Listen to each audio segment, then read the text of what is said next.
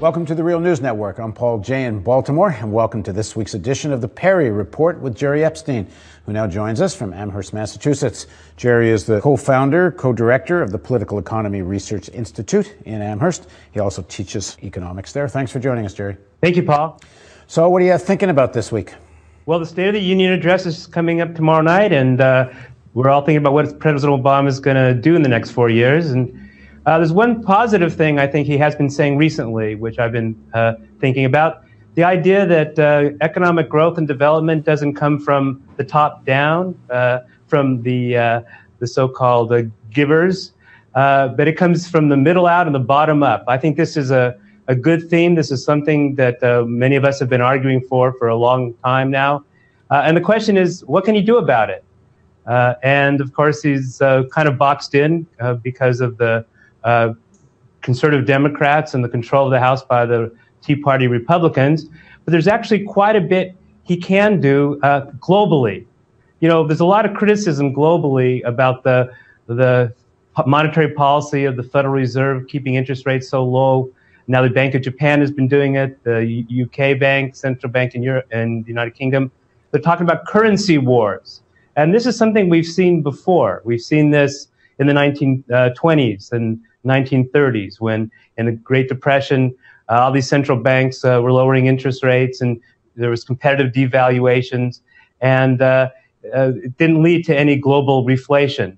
And John Maynard Keynes said, well, the answer to this is global coordination of more expansionary fiscal policy, job-creating government expenditure.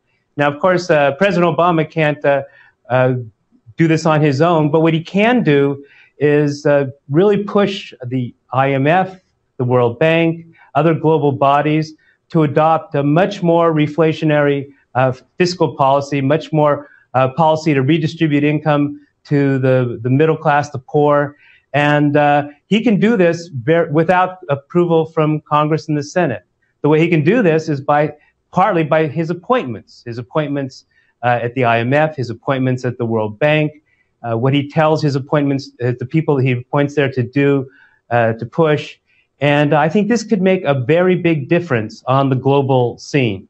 But he would have to want to. Is there any indication that he would want to? I mean, I take your point that you can, in a sense, he doesn't have the excuse that the House won't let him do it. One could go back to when the Democrats did control the House. He still didn't do nearly what you, I think, thought he should have. But even now, is there any sense he would want to?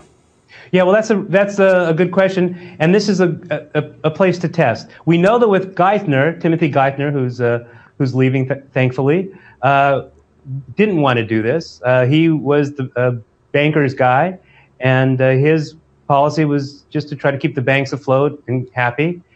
And now with him gone, Obama has a new chance, and he has a new chance to show whether he's serious about this, even in an arena where he actually has some clout. So there are appointments coming up at the United Nations Conference on Trade and Development. He has appointments coming up in the Treasury Department who are going to help set IMF policy. The United States is the most powerful country in the IMF. We know there has been some change at the International Monetary Fund, the IMF. My colleague Eileen Grable has been writing about productive incoherence and how with their right hand they're trying to loosen their strictures on capital controls, but as Mark Weisbrot at the Center for Economic Policy Research has shown, with their conditionality policy, they're still imposing neoliberal policies. So there's a way in which, at the IMF, for example, if Obama wanted to, he could start really pushing this new policy that he claims that he wants, growing from the bottom up, from the middle out. And pretty soon, with the appointments he makes and what they start doing there, we can see whether Obama is serious or not. Now, you're skeptical that he's serious, and I agree there's reason to be skeptical, but let's push him and see. But couldn't he have done this over the last 4 years? Well, he could have done this, but I think he has changed some. He has seen that the policies of the last 4 years that have been totally focused, in the financial realm at least, on protecting the banks didn't really pay off for him. I mean, look at what the banks did in the last election.